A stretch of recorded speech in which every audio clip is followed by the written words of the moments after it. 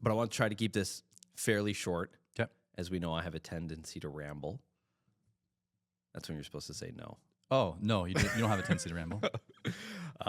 So I just want to ask you about programming and fitness, but more so just about programming in specific around how you program for our group strength and conditioning class. Yeah.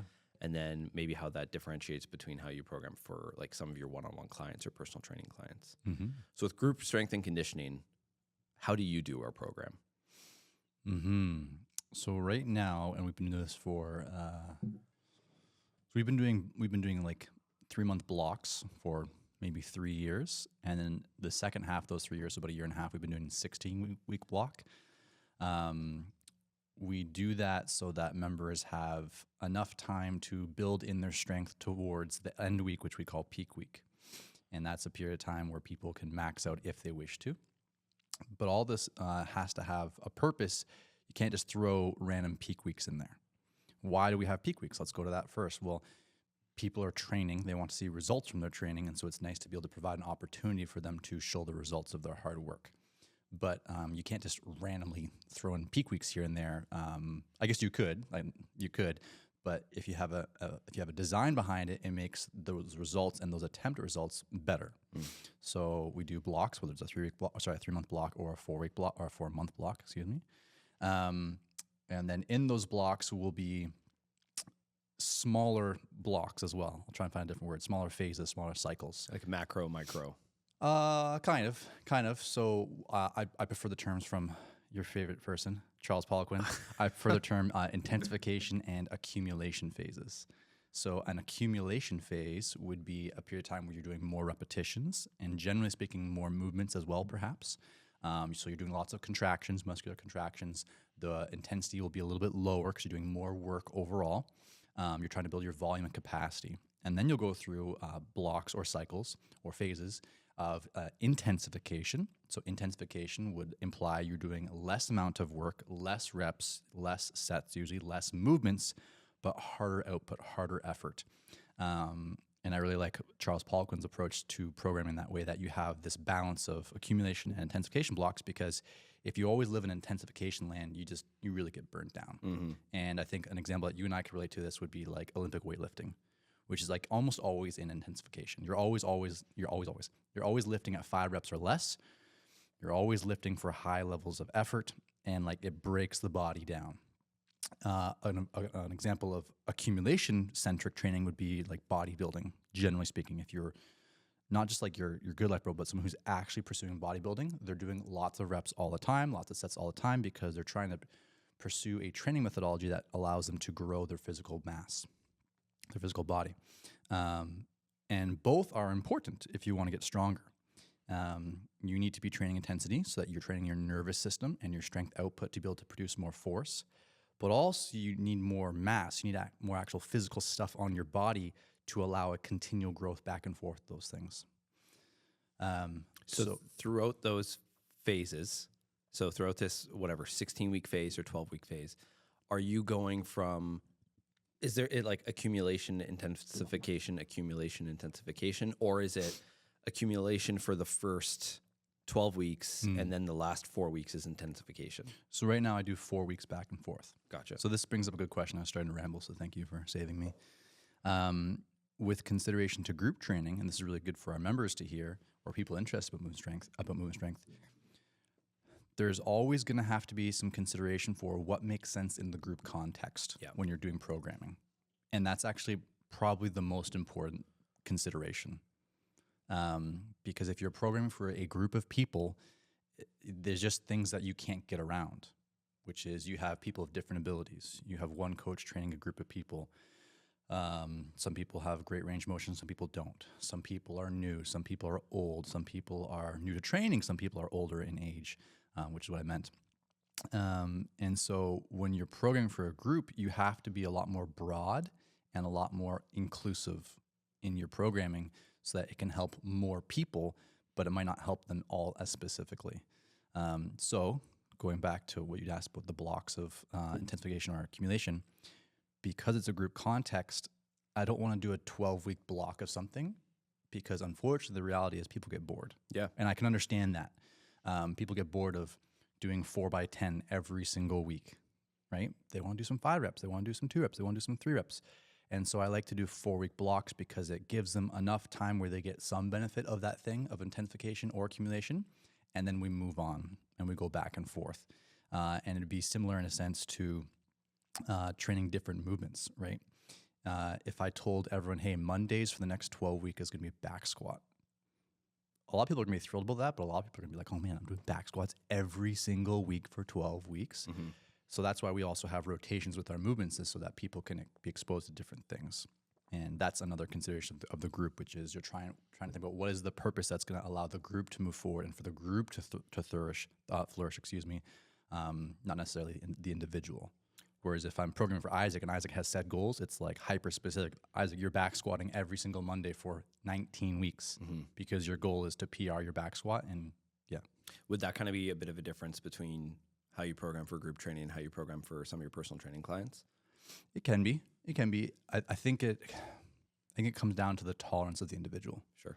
Because the reality is the longer a cycle of whatever the cycle's specific focuses are, usually the better, right? If someone's trying to lose weight or gain strength or develop handstands or develop their squat, if you can dedicate more time to that thing, you're going to get really good at that thing. Mm-hmm. So it's really up to the individual's tolerance of, am I cool with living in the mundane and repetition of that thing? So I have some clients who are like, well, I'm down. Give me that 8-week program where it's the same 4 workouts for 8 weeks. Mm-hmm. They're good for it because they understand that it's actually more potent. It's more powerful for them in terms of some things that we're trying to train. Whereas other people, they do want more variety. It's more interesting. And it's actually, for them, it's actually more beneficial because it allows them to stay on the wagon. They're going to maintain their fitness journey because for them, they need a little bit of change to stay interested and to stay invested. And if it was the same thing, they get bored and they'd stop. And so it's not fully what is right and what's wrong, but there's that individualization. Some people have different preferences, and yeah. So James Fitzgerald talks about like fitness age being like, or training age, like how long someone has trained for. Do you find that there's sort of a direct correlation between someone's training age and like that style of training? So for example, if someone is newly working with you, newer to fitness, do you usually have more not random things, but more variety? Yes. Whereas if it's someone with an older training age, someone like me, if you're programming for me, are you like, all right, I'm just going to give you such and such a program. It's going to be the same for 4 or 6 weeks, blah, blah, blah. That'd be exactly accurate. I don't Gotcha. need to elaborate any further. Okay. Love it. Yeah, no, I will elaborate. You don't have to. For people. It's true. one of those questions where it was legit a question for you, not like I want you to probe further. That's no, but yeah, I'll speak to it. No, it is true, and I do believe in that, which is when someone's new to training, and by new doesn't mean, like you said, doesn't mean they're young. If someone's new to training, whether they're like 45, 55, or 25, you want to give them some variety of movements, because they're going to just soak up so much in their first several months, 6 months of training. They're going to soak up so many things. What I mean by that, like the range of motion is going to increase, their pain's going to go away, their strength's going to increase almost like no matter what they do because they're so new to the stimulus, again, regardless of their age. And so in that regard, it's really nice to give someone who's new training age lots of variety because they're going to get so many benefits. But then over time, if you're always doing something different, you don't really see progress. You need specificity. Yeah. Okay. Going back to the accumulation intensification, just because I want to drill that down a little bit more. So you mentioned that right now you're sort of doing it in a 4-week block. So like, what's an example of what that would look like? Mm-hmm. Yep. Okay. So let's start off with, typically you would start off with accumulation when you're doing this type of stuff. You don't have to, but typically you are. So let's give just an example of like a lower body day. Maybe we'll just stick with back squats. Back squats, 3 sets of 10 reps. And then there's going to be a superset after of walking lunges and hamstring curls. So you'll do back squat is A1 or A, and then itself. B1, B2. Yep, superset. Gotcha. Okay. Yeah, and let's say we're talking about the group context. That's probably all we have time for in a group class if there's also conditioning. Yeah. But in a group class, that's actually quite a bit of strength work relative to every other gym in the city and to our other days that we have, our days as well. So you have 3 sets of 10 back squat main lift, and then you have superset, we'll say 3 sets of 20 walking lunges, 10 per leg, and 3 sets of 15 hamstring curls. It's like that is a moderately high amount of volume, not high relative to a bodybuilder, not high relative to a full strength session, but relative to our classes, that's a high amount of strength. So that'd be like an accumulation day. And then the conditioning still might have strength in there as well. So for example, we had a conditioning workout a couple weeks ago that I did, which was like assault bike a minute, and then it was like a bunch of lunges and a bunch of thrusters. So it's like, it's just all leg. And that was after a squat day, I think, I'm pretty sure. So it's like, that's a lot of also leg work as well. So that's accumulation versus intensification. And you would do that for 4 weeks though? At our gym, no, but you could say so, yes. Okay. Yeah, but yeah, to get the point home, yeah, you would do that for 4 weeks. And then intensification would be maybe you just have only back squat and you're doing 5 sets of 3 reps. Gotcha. Right, and it's like super heavy relative to the 3 sets of 10 reps. It's much heavier. Your rest is much higher. You need much more rest. Your power output is much higher. Your nervous system gets much more drained, so you take much more rest. That 5 sets of 3 reps might take you 20 to 25 minutes, right? Whereas you're doing the 3x10 back squat in like 12 minutes by itself, and then you're doing the other stuff as well. So the time period of those 2 different examples is probably about the same in execution, but the rest periods are so much higher for the intensification, and you do that for 4-ish weeks. Just to really drill home why the rest is important, because I think there's probably some people listening to this that go to like more of like these high intensity interval training style gyms where they're like, whoa, wait, you're only doing 15 reps in 20 minutes? Like, why? So we'll have to circle back to training age on this, but if your output is so high and the stimulus is truly hard, if you're going to replicate that, you actually just factually need rest. Yeah. So let's give an example for Isaac. You used to like squat 400 pounds back in the day, right? Yeah. Yep. You don't have to be humble, Isaac. So Isaac used to squat 400 pounds back in the day. So if I said to Isaac, hey, Isaac, can you squat 100 pounds for one? Young Isaac 10 years ago would be like, yes, let me warm up and I'll get there. Isaac squats 1 rep. 400 pounds, full range of motion, right? Ass to grass squat, Olympic weightlifting style. If I said to Isaac, hey, take 20 seconds, can you do that again? He'd be like, no chance. Isaac needs to take probably, like, you might be able to take 90 seconds, but most people in that situation, they're going to need like 90 seconds to 2 minutes or something like that. You just can't repeat such a hard, like truly hard effort without rest. In my workouts, when I'm doing strength, I'm probably resting more than I'm actually exercising. So if I do an hour strength workout, 40 minutes of it is probably sitting, just waiting for my next set. And 20 minutes of it is the actual doing of the stuff, right? Going back, I mentioned at the beginning of this blurb, to training age, it's important to acknowledge that because if someone's training age is low, generally speaking, they don't have the capacity to tap into those higher levels of strength output and like pushing hard. They just can't. So it is quite common that you'll have people who are new and they do a tough set of 5 that feels tough. Maybe they couldn't have gone heavier, but they're good to go a minute later. And they probably are, but they're just not able to produce enough force that necessitates that they could actually lift another 80 pounds in the bar and they would need to rest 2 minutes. But the higher training age you go, generally speaking, the more output you can give, the more intensity you can give, and the more rest you need. Is that one of the reasons during peak week, we kind of give people the option of, hey, you're going to do a 2 RM, a 4 RM, or a 6 RM? Like, it's not like everybody is maxing out. Yeah, in part. Again, back to the group consideration, though. For me, that's more, I'm trying to make sure that this programming works for everyone. So to have everyone, let's say we have a class of 14 people, it's max out class, movement strength, and say, hey, everyone's doing a 1 rep max today. Most of the members in that class are not going to get good value from that workout. We don't even get good value. They're probably not going to get great range of motion in their squat. They're probably not going to be able to squat super heavy. Like the example I just mentioned, they're going to do a rep and be like, I'm not even tired. Why am I resting for 3 minutes now? Like, it's not a good workout for them. They probably are not going to progress in terms of strength or muscle growth. And if they're only 4 weeks into the gym and maybe they've only 4 weeks into training ever and they're 37 and haven't been moving for a while, like it's just not helpful for them in almost any way. So by giving a rep range of, hey guys, today you're doing 2 if you're a veteran, 4 if you're moderate, and 6 if you're new, or 8 even if you're new, and the coaches all know how to modify those from there further, it allows people at different walks of life to get a good workout. Because yes, we do want some people to max and challenge that. We also want people to have a good workout every single week, every single time they come. and get something that's worthwhile for their body. So that's why those reps are there, because it helps guide people a little more like, hey, what's actually gonna be beneficial for you today? It's probably not a 1 or 2 rep max if you're just squat with the barbell for the first time last week. You should be doing sets of 8 to 10 and working on form and technique and building structural integrity. Yeah. Okay. Oh man, so many questions are coming up while you're speaking. You're inspiring me.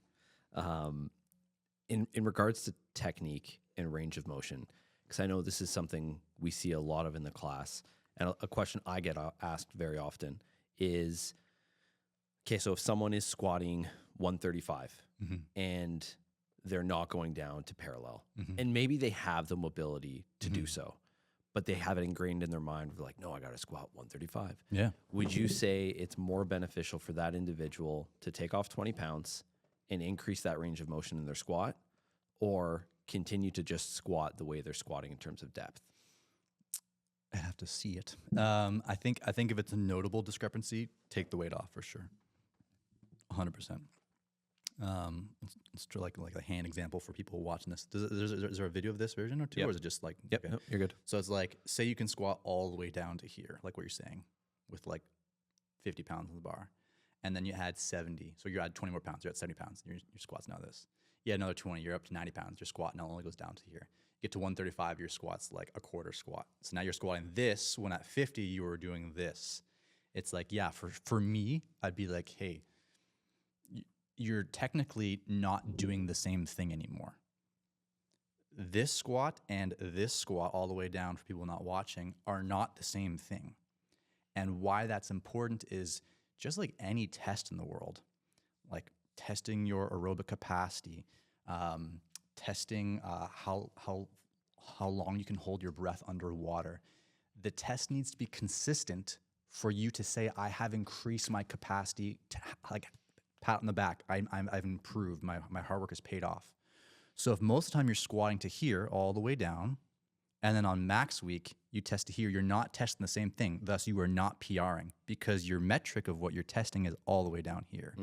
So a really clear example for people is like, if I said, hey, I want you to do a 16-week cycle of how long you can hold your breath underwater.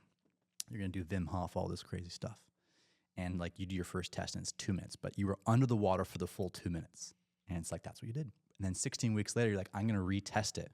And you hold your breath for like a minute. You like bring a nozzle above the water line for a second. You know what I mean? You go back down. That's kind of what you're doing when you're not testing the same range of motion. That's good. I think a better example for people listening would be bench press.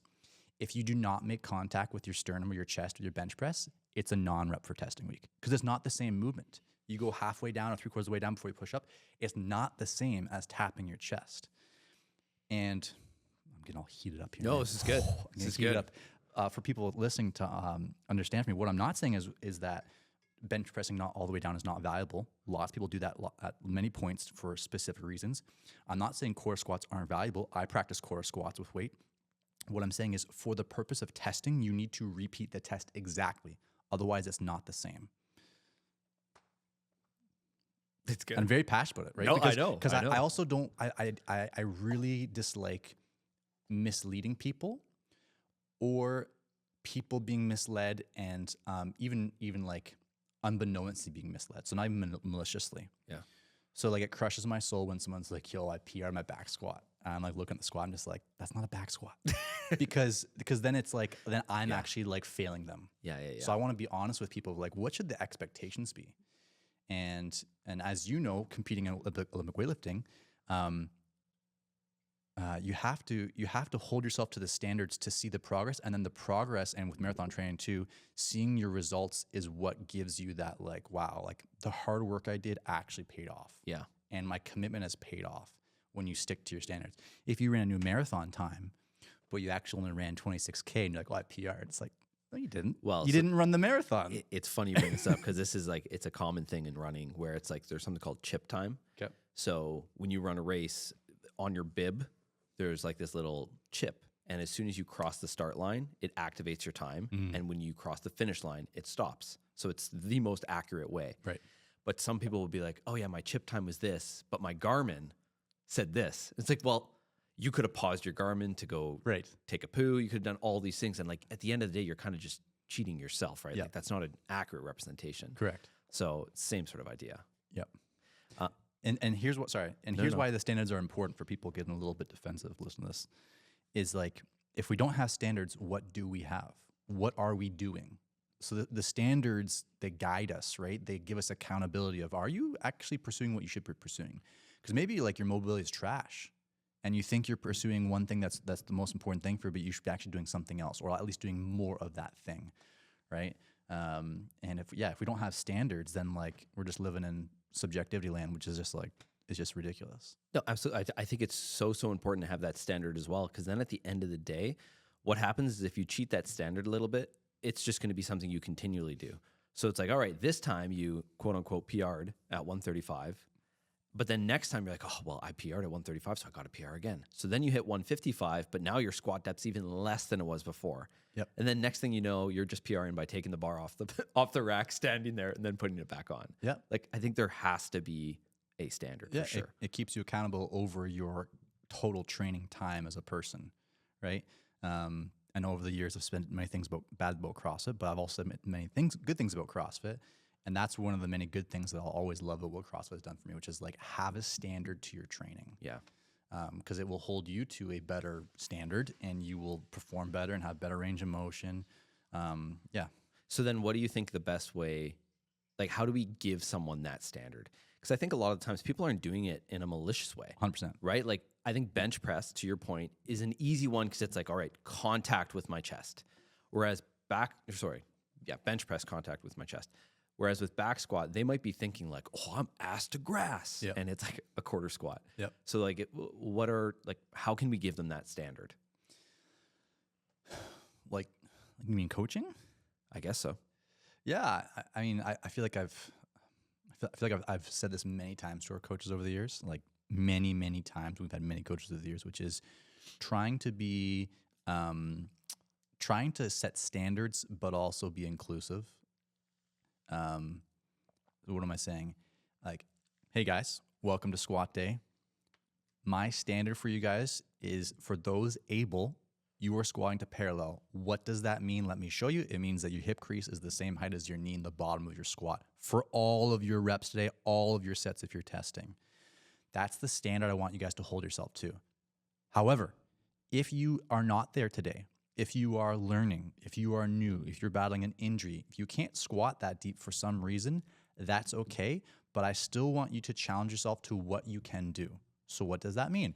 If you're not able to go quite as low, but you can go to X point instead, that is your quota that you need to hold yourself to, right? Because then the same thing applies. Someone else has a different quota that can't quite go to parallel. Maybe they can go close to, they add weight, and then it becomes that quarter squat again. It's like, for you too, what is your standard? So that's how I think you need to coach it for group class clients, which is important because actually, to give the flip to CrossFit now, the CrossFit approach, generally speaking, I'm sure at lots of gyms they don't do this, but at a lot of CrossFit gyms, it's like, this is the standard period. Everyone needs to accomplish it, or it's a non-rep, right?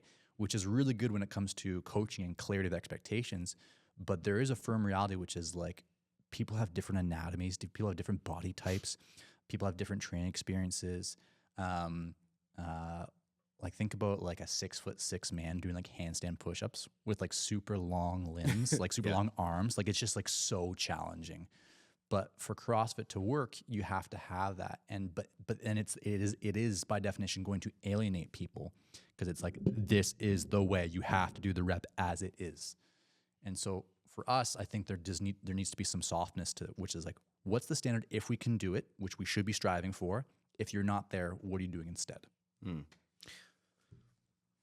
This is good, because I'm thinking even just 9 times out of 10, we always partner up everybody for strength training. And I know sometimes it's like, hey, your partner is there to spot you if needed, or there's sometimes if there's like a tough tempo or like a pause, I know when I'm coaching, I'll be like, all right, your partner's job is to make sure that you're actually sitting in the bottom of the squat for a second. But what we can also do is like, you can communicate with that partner and be like, hey, this is my depth that I'm going for today. I want you to make sure you're holding me accountable to actually hitting that depth.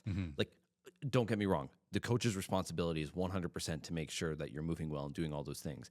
But the coach can only see one person at a time. So like, communicate with that strength partner, that accountability buddy. I think that's something we should maybe consider doing. Can we turn my headphones down a bit? Yeah. Is there a button I can press? Am I getting too passionate? Well, it's actually always been too loud. I've just been kind of sucking it up. Okay, how's it now? Now it's not there at all. There's no music in my headphones at all. No. That's better. A little lower. Perfect. Yeah, that's good. That's a lot better. I've been going deaf this whole time. Yeah, the problem with what you're saying, though, is that it's very challenging for, I think, a lot of people to leave their ego at the door. 100%. Right? They could be lifting more weight, or they could lift better or a lower weight with better range of motion, better control, and probably actually progress faster long term.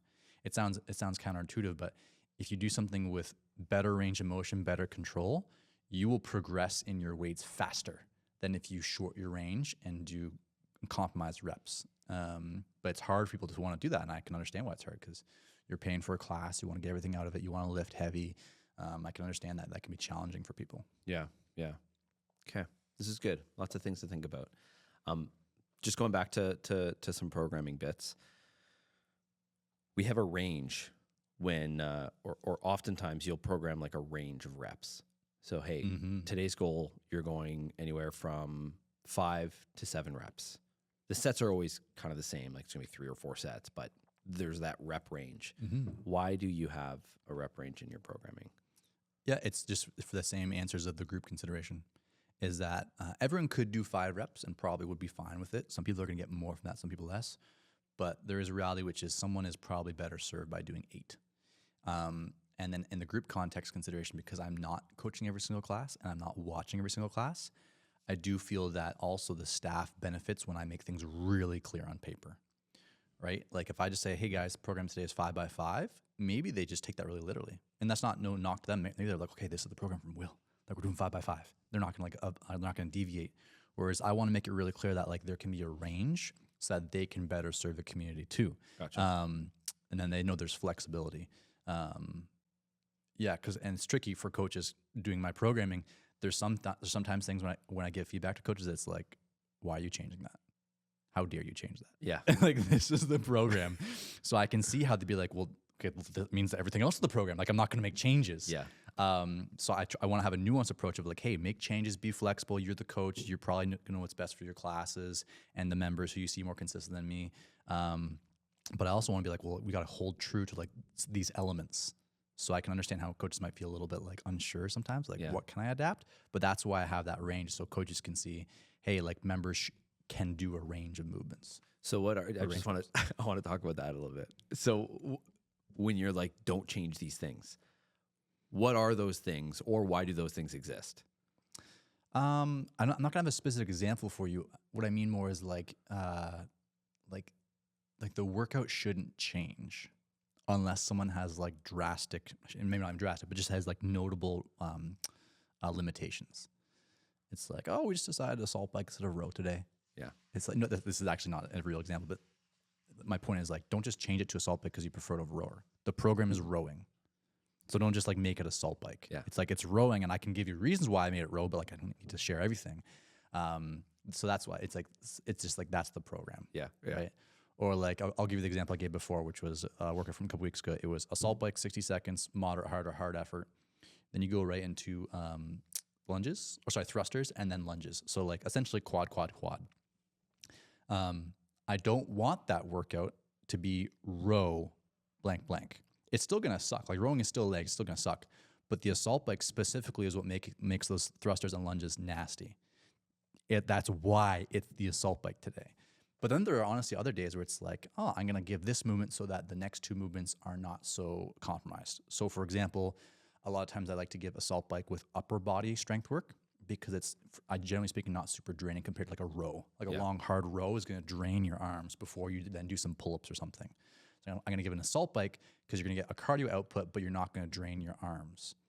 So going back to the coaching part, it's like, don't just change things around randomly. Of course, it's okay if someone can't assault bike and the rowing's better. That's different. We're not talking about, I'm just talking about like, hold true to the program, stick to what it is. Yeah. I mean, I always, because I've been doing a lot of these blog posts lately and I talk a lot about you and your programming.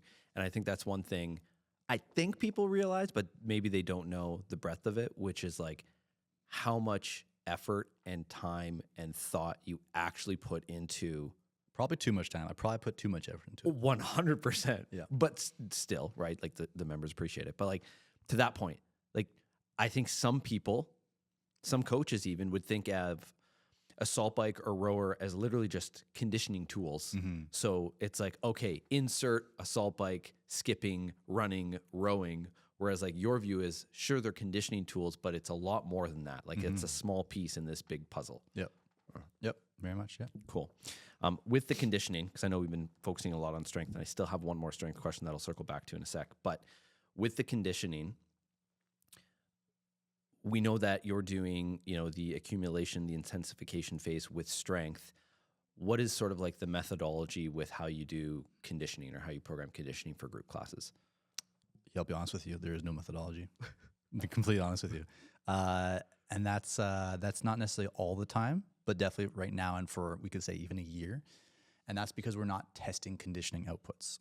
And so for me, it doesn't matter so much that there's not a greater cycle to the programming. I wish we could talk about something other than CrossFit, but we'll use a CrossFit example. We're going to do Fran, right? People who don't know Fran, it's 21 thrusters, 21 pull-ups, 15 thrusters, 15 pull-ups, 9 for as fast as possible.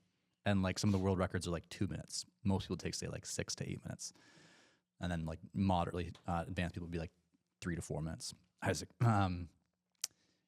If we were testing things like Fran or testing things like your mile run every 6 weeks, then it would make sense to have the exact same design we talked about with strength to our conditioning. But at least how I have approached the conditioning for a long time is we are not training for a conditioning goal. We are simply using conditioning as a tool for fitness and health. It's giving us cardiovascular gains. It's giving us some strength gains. It's giving us some range of motion gains. It's challenging. It's fun. And so it's helping people, we could say, with weight loss and whatever. But those are the reasons why we're doing it. We're not doing it specifically for an end goal, and thus we don't need super intricate phases behind them. But we would if we were doing marathon training like you. We would need phases, and we would need zone 2 training and all this kind of stuff. How I view our conditioning much more so is what would be fun for people? What would be enjoyable? Because I want people to have fun. I want people to have a good time. I want them to come back. And so I much more view conditioning for the group program, and this has been for a long time, probably over a year, probably more like 3 years since COVID finally ended, is what's going to be fun for people and what's variety.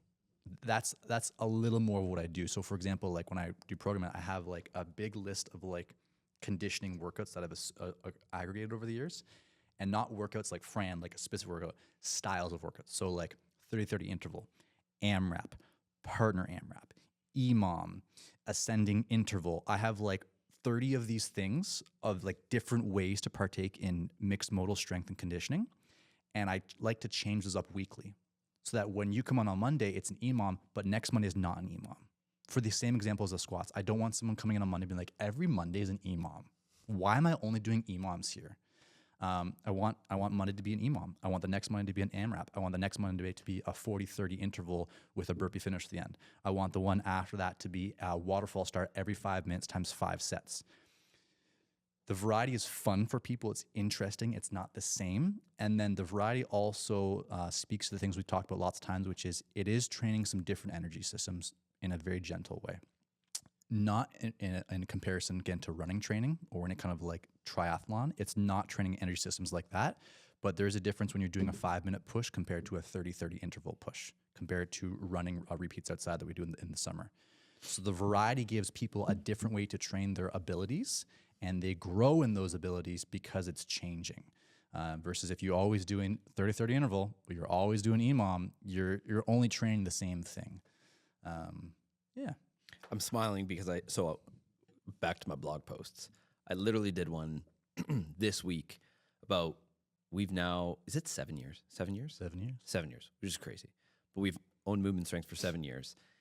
And I think sometimes we just assume other gyms work like this as well, or people like know what we do. So when we're talking about conditioning, my mind is, well, there is kind of, maybe not phases isn't the right word, but there is different styles of conditioning training that we do all the time, which to other gyms would be like, whoa, that's crazy, because most gyms just do that,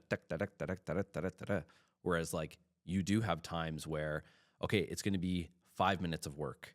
And then there's times where it's 30 seconds of work. And then there's times where it's 10 seconds of really, really high intensity work.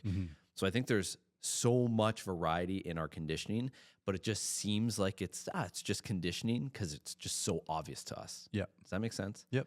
Yeah. So Yeah, I mean, if members listen to this podcast, I would love for them to give me feedback on the following, which is when Luke did programming, which was like long time ago now. Like this is like 6 years ago now, probably 5 or 6 years ago. Luke would do conditioning workouts because it was for CrossFit at the time that were progressive in conditioning nature. So I'll give you an example. It was like every Tuesday for 4 weeks. It was the same workout, but we just expand the time. So it was like a 15-minute timer doing these things in like EMOM style. And then week 2 is an 18-minute version of it. Same movements, just a little bit longer.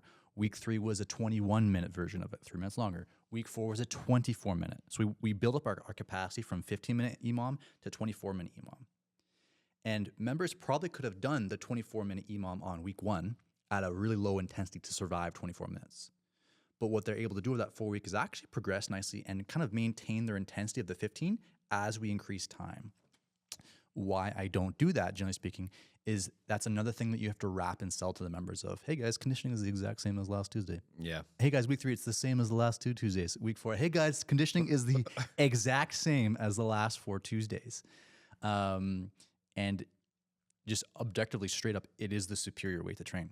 Like completely superior if the goal is to increase aerobic output or increase skill, because every single Tuesday you're practicing wall balls and your depth's getting better and your precision of your wall balls getting better. It is the better way to train for all those things. But what is not necessarily the better way to train for, I think most people come to our gym, is interest and adherence to their training program.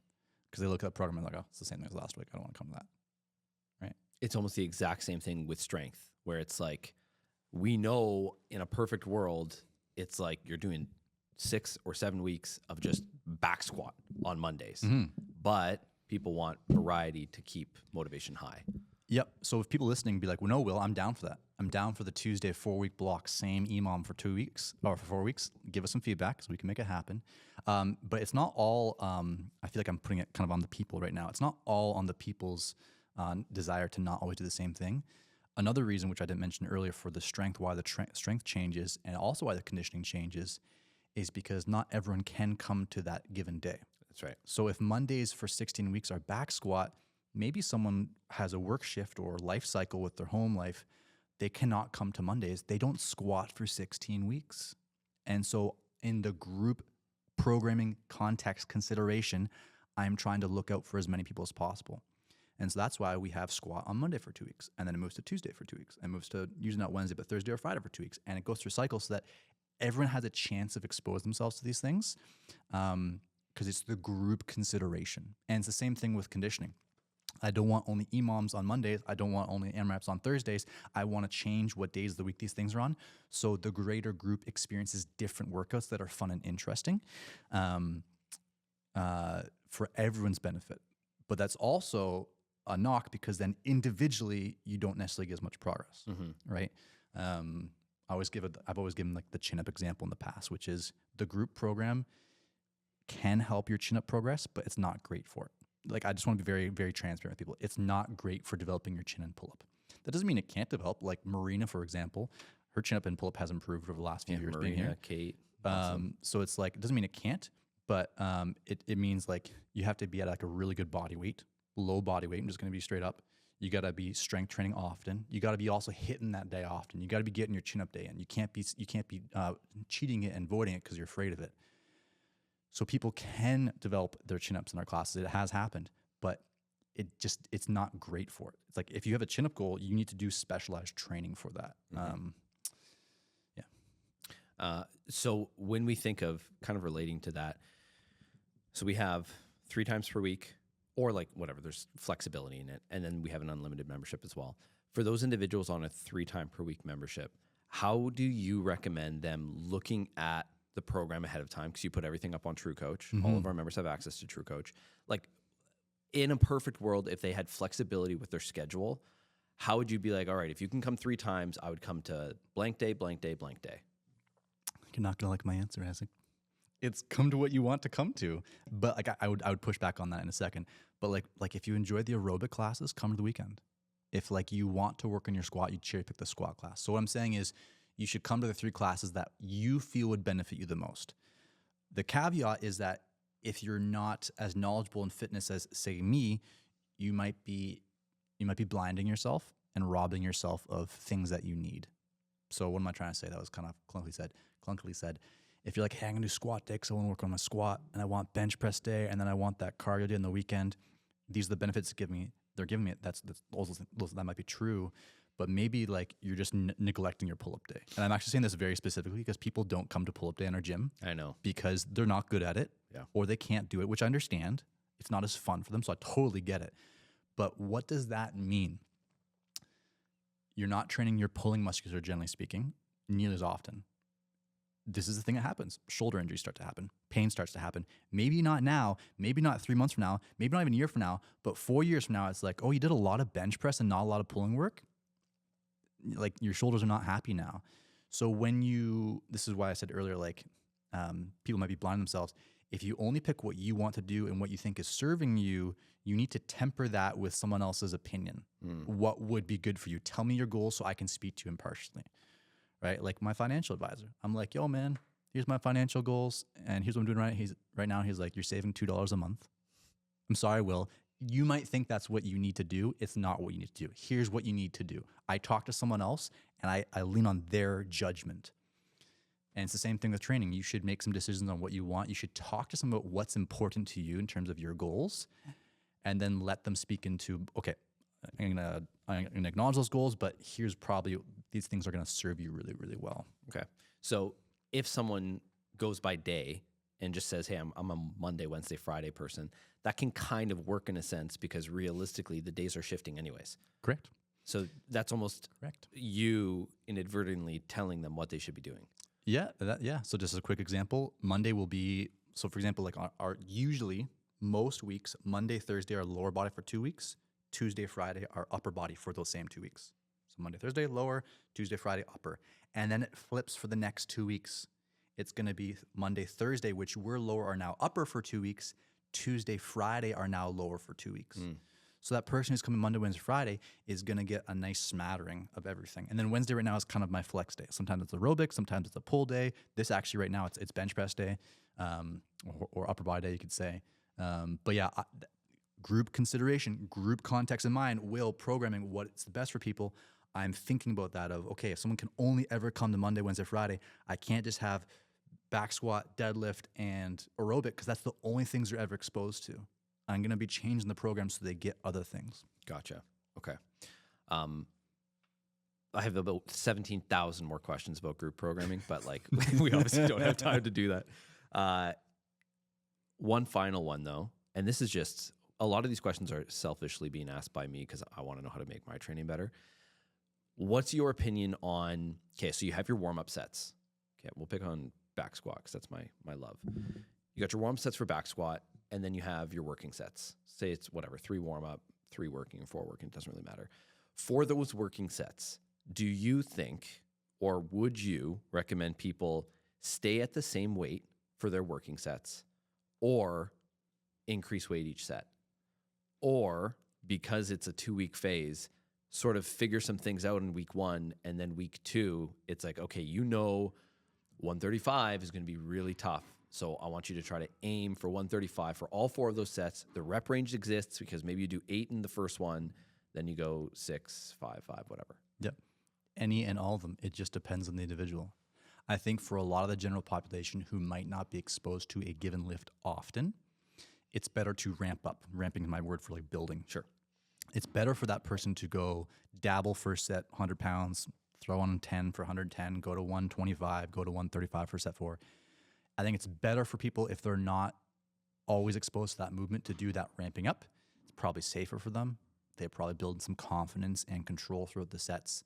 And then to one of the examples you gave, it then allows them on a subsequent week, because we always do 2-week blocks, to then say, ooh, okay, last week I did 100, 110, 125, 135. Well, I wrote down on my True Coach, I wrote down that 100 and 115 retrospectively were just like silly. Like it was actually a waste of time. So this week I'm gonna start at 125, 135, 135, 140, 145. So both those I think are really good, that the people who don't train so often or don't train a specific move so often should ramp up into it. The people who are experienced or do that movement a lot should 100% be training at the higher intensities, all of them sets. And that's not something I talk about a lot. I should do a lot better at that. But yeah, if I have someone in the class who's just more able, they back squat all the time. They always come to back squat day. It's like, okay, yeah, you should be doing like 85% for your sets of 3 to 4 reps, all of the sets, not ramping. Because if you're doing 5 sets and your first 2 are in like the 60-70% range, like they're just dead sets. They're actually not doing anything for that more advanced training person. Yeah. They need to be in the 85 for those 3 reps, all 5 sets. Okay. Okay, last one, I swear. Because you're spitting fire, and it's just making so many. I've been other saving for questions. 2.5 years. Dude, I've been collecting we gotta it, wait. and it's been percolating. I've been thinking man. about all the things you could ask in the last 2.5 years. I I'm can't just ready. wait till 2027. Our next podcast is going to be so good. With True Coach, Yes. in terms of people leaving themselves messages, Yes. like I don't know True Coach utilization from our group members right now. I'd imagine It's not prob- the best. Exactly, it's probably It's not not that the great. best. What do you recommend people tell their future selves? Like, should it just be the weight that you lifted, or do you recommend being like, hey, Kate, this weight was light, this weight felt hard, this is how I felt today? Like, what are some, I guess, tips on how they should use True Coach? Yeah. So if you want to be making progress, or if you want, like, it doesn't always have to be about progress. It could just be about like challenging yourself.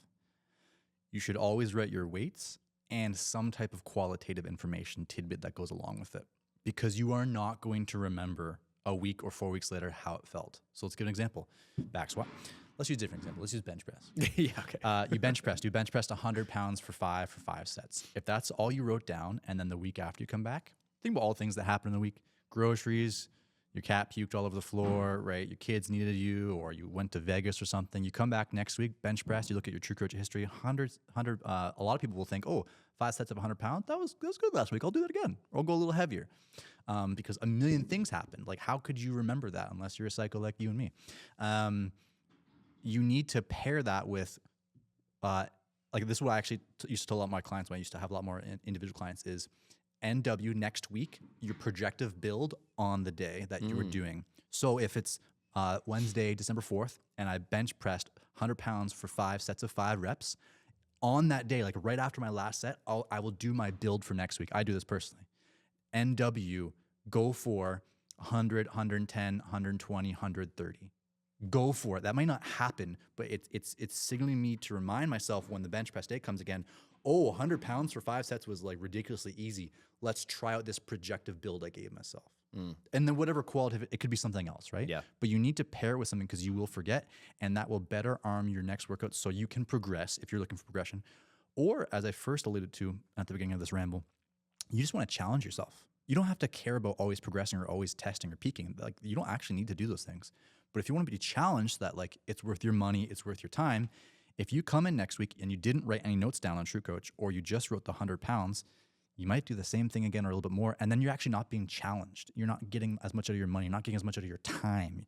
You're not growing. You're not challenging yourself.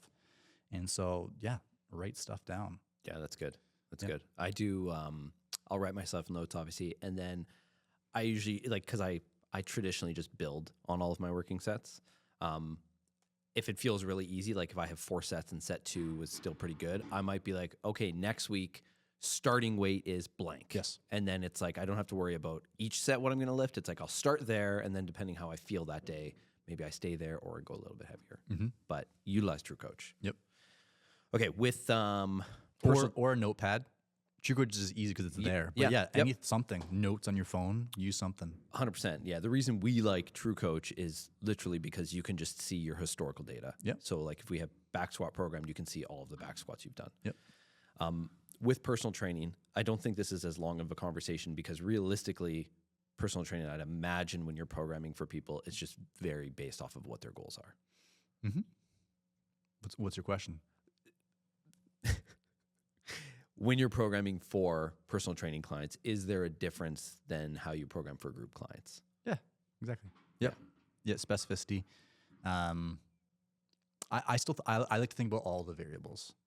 And not everyone does this. Like when I train with Ido Portal, which I talk about lots of times, his programming for me, like, he did not care who I was. He did not care if I was 6 foot or 5'2". Yeah. He didn't care if I was male or female. He didn't care if I got good sleep or not.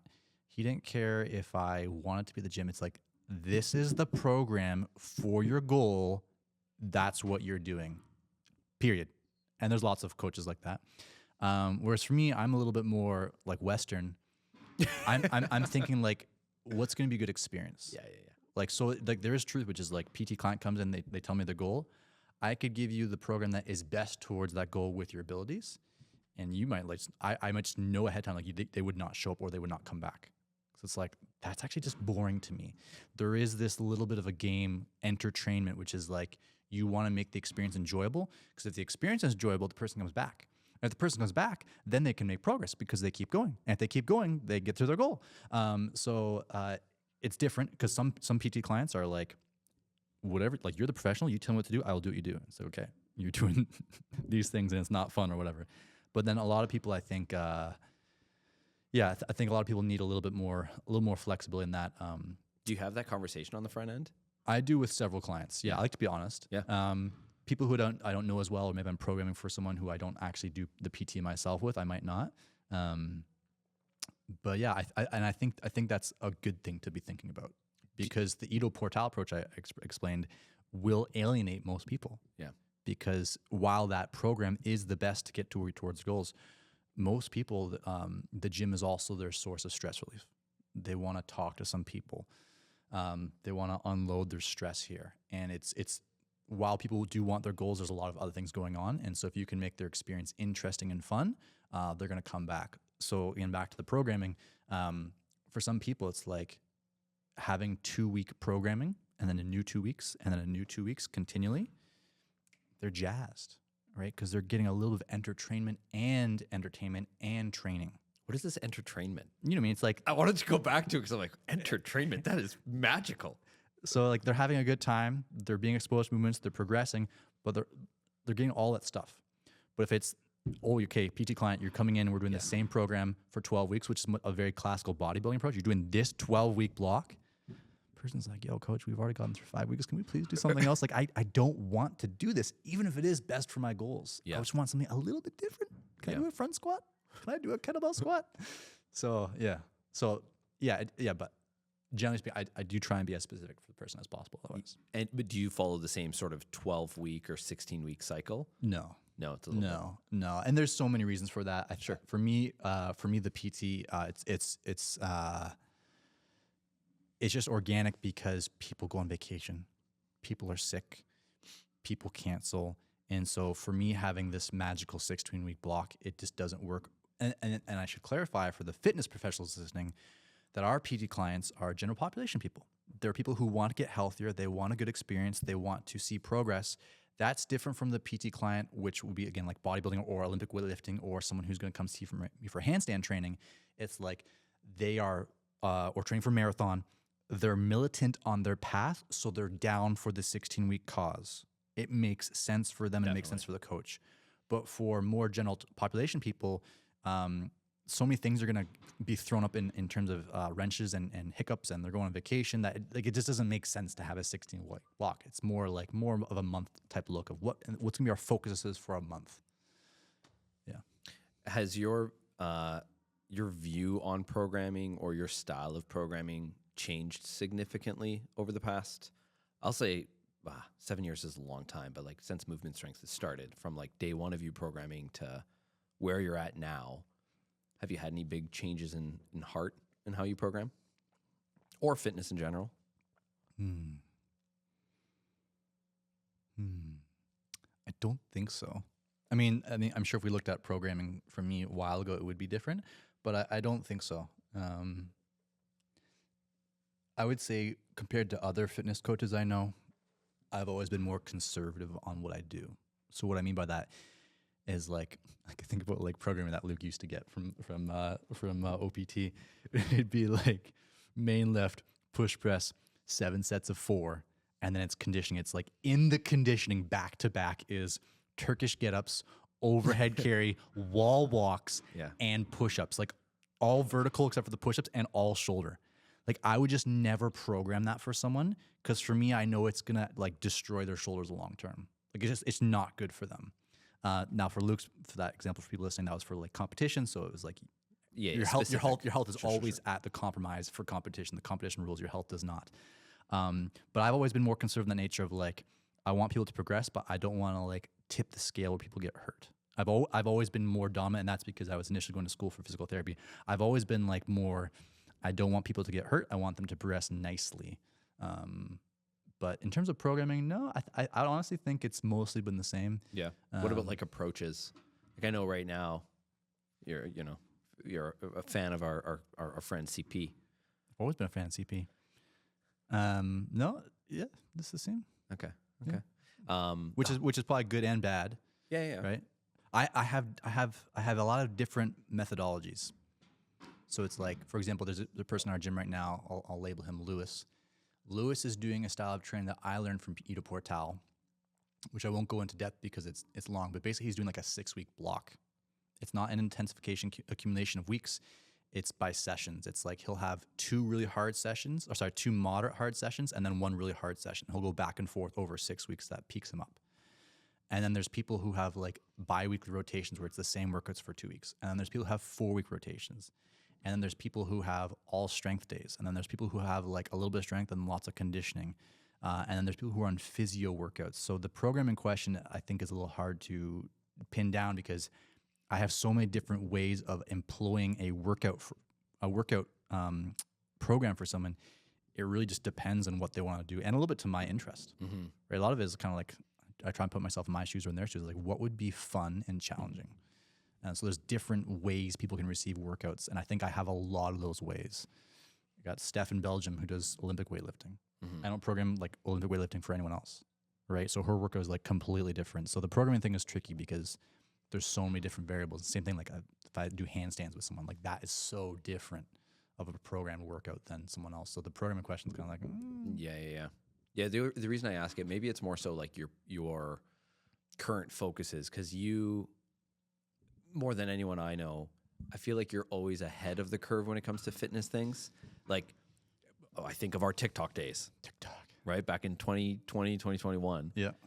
We'd be talking about things and we'd get blasted. Yeah, roasted. Yeah. Roasted. Oh, man. And then 2 years later, it's like, new study, so-and-so, blah, blah, blah. And I'm like, Will was right. My favorite example of that is I remember we were doing like Nordic curls once. So Nordic curls, for people, if they don't know them, is you hinge at like your waist and your knee. You pull yourself up. So it's not like it's not a full hip extension where your back is flat.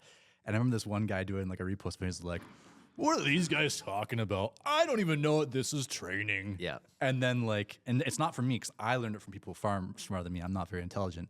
And then like the past 4 years, it's like Nordic curls are everywhere. Yeah. Everywhere. So I don't see that as a precursor of myself being smart. I just remember that guy being like, what is this? And yeah, even like, things like tib raises.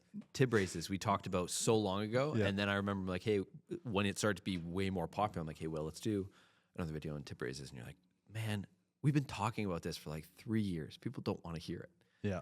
So how do you stay ahead of the, the current trends? Yeah. Like straight arm strength. Like you've been talking about that forever. I swear I'm just starting to hear people talk about it. Like, people with big biceps do deadlifts and they're not doing bicep curls. That was exactly another video we did where I was like, yo, if you do straight arm strength gymnastics training, you're going to get big biceps. Point in case, me. And yeah, lots of bodybuilders were like, what? This is so dumb. And we got blasted. And I remember recording that video because I'm like, frick, I don't want to do this because I know we're going to get a lot of heat and I can't explain why. Like it needs to be Will that does it. So, but yeah, like people are just starting to talk about that now. So the answer is, and I mean this incredibly humbly, but I can understand how it's not going to come across humbly, is I think compared to a lot of fitness coaches, I just have way more breadth than most people. Like I just have so much more knowledge. Let me flesh that out for a second. People are like, who is this we're asshole? ending the podcast right now. What I mean by that is I have done so many different things, not necessarily at the most elite levels, but enough to really understand them and to be pretty decent at them myself. Whereas most coaches in fitness are really in their hole. Mm-hmm. And so when they finally learn about something else, like, tib raises, let's do those. Whereas for me, it's like I've got like tons of gymnastics training. And from that is like niche things I've learned about straight arm strength and other things that like you would never hear about if you were in the bodybuilding world. You just never hear about it. And that's not to bash you. It's just that you're just not in that world, right? But then I'm exposed to Olympic weightlifters via you and Dave Earl and Mikael Gonzalez. I know weightlifting, I know weightlifting methods. I've done lots of handstand training with several different coaches. So I know about handstands. I know how about press to handstands. I've done lots of strength and conditioning. So I know lots about strength and conditioning. But what all this is tied to, and why I'm trying to say this humbly, and I mean it humbly, is when you are interested in many different things, CrossFit's in there too. When you're interested in many different things, your mindset is open to different things and you learn from different things. And so you're aware of these things that are different groups are doing. Whereas if you're like, man, I'm the CrossFit guy, I'm the powerlifter guy. Of course your mind's gonna be blown when this other thing comes up because you're so focused on this thing, which is a pro because it makes you great at that thing. That's the con for me is I've never been great at something. Like I'm not good at anything because I'm such a generalist. But I have so much knowledge because I've been in so many different spheres. That's why I think when you are ahead of the curve is you are on these fringe things, FRC, mobility training in a very specific way. Like you are ahead of the game because you are interested in learning about it all, which makes you not as strong at any specific thing. Yeah. And that's the trade-off. Yeah. I think that's something that you're kind of understating too, though, is you do take an interest in those things. Like it's not like you just do it because you have to. Mm-hmm. Like I think you legit enjoy researching these new types of methodologies and things like that. Like I'll watch TV for fun. You'll watch, I don't know, some Charles Poliquin 40-minute video for fun. Sure. That's just something you do very well. Yeah. Yeah, but I'd say it's dying in me. It's dying. It's not like it used to be. Yeah. Like I would say I haven't learned as much in the last 2 years as I did before that. It's slowly starting to dwindle. Let's change. What's next? What do you want to learn about? Well, it's tricky because a lot of it has come from like self-driven training. Sure. So it's like I learn about something and get into it because I pursue it myself. Whereas being a father of 3 and then we're trying to make our business float, for a long time, like that's just been the focus. Yeah. So like my personal training has been in the backseat, I would say for probably 3.5 years now. Mm-hmm. Like I haven't done anything, in my opinion, for me that would make me feel proud that I talk to my grandkids with now. I haven't done anything noteworthy in like 3.5 years because the focus of my life is not about me. It's about the family and about the business. And so because I haven't pursued me, I'm not pursuing the things that would give me more knowledge and expand that knowledge. But before the 3.5 years, that was the case. I'm like, I'm going to do FRC and I'm going to improve my mobility. Before that, I was like, I'm going to do handstand training and Olympic weightlifting. And so I get good at things. And then that's when you have experience, right? Experience is the greatest teacher of all. You get experience and you learn things and then you can give that to other people. And I've kind of been more in just like surviving life, dad, business mode. So I haven't really been, I would say, growing as much recently. Is there an area that you want to grow in? Like in terms of fitness? I know you talk about BJJ and stuff like that, but like, would that be the next thing you would want to pursue? Or is it Yeah. And it's not because it's like I've done fitness, like I'm over it. It's like I still love it. I would definitely like to be at better capabilities than I currently am for fitness. I just don't feel like I have the interest or energy with having family. Yeah. Like there's just other things that are more important to me for me right now. But yeah, getting into Brazilian Jiu-Jitsu more would be high on the list. Yeah. Just to be a gangster. And I'm so late to the game on that one. Yeah. Like I've been talking about it for years. Like I've been telling you for like 3 years, like, oh, I'd love to get into BJJ. So it's like I'm really late to it, but that would be it. I think the benefit though of you kind of being in this state of life where like, fitness isn't your priority is you can relate very well to our members, especially to our group members. So when it comes to programming, it's like, well, time is of the essence. That fitness isn't necessarily going to be the priority for 90%, 95% of our members. So it kind of allows you to create a program to better fit them. Mm-hmm.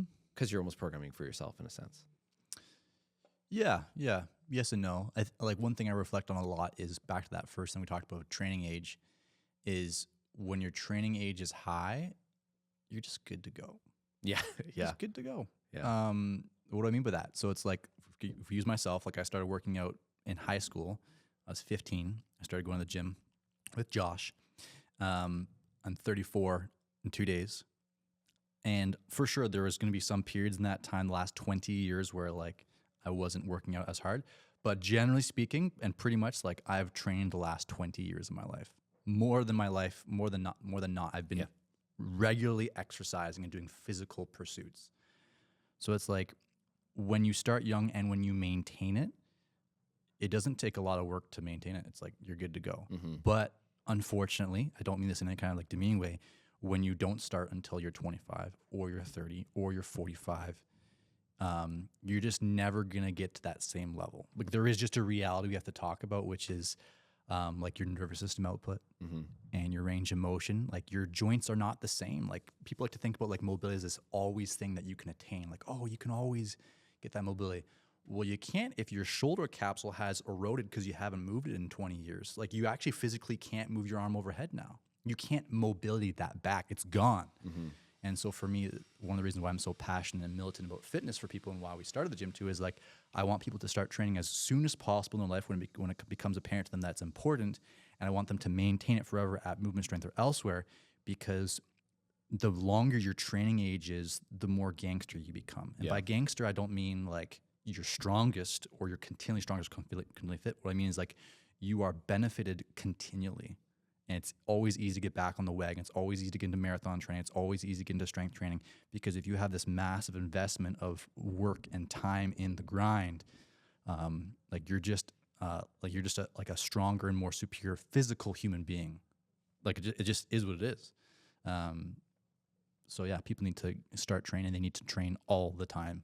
For their life. Yeah, and we're not saying if you are 30 or 40 or 50 that it's too late to start training. Like the best time to start is today. But it's just, of course, it's going to be easier if you started when you were 15. 100%. Just like anything else. Exactly. Right? Like some people started their careers late.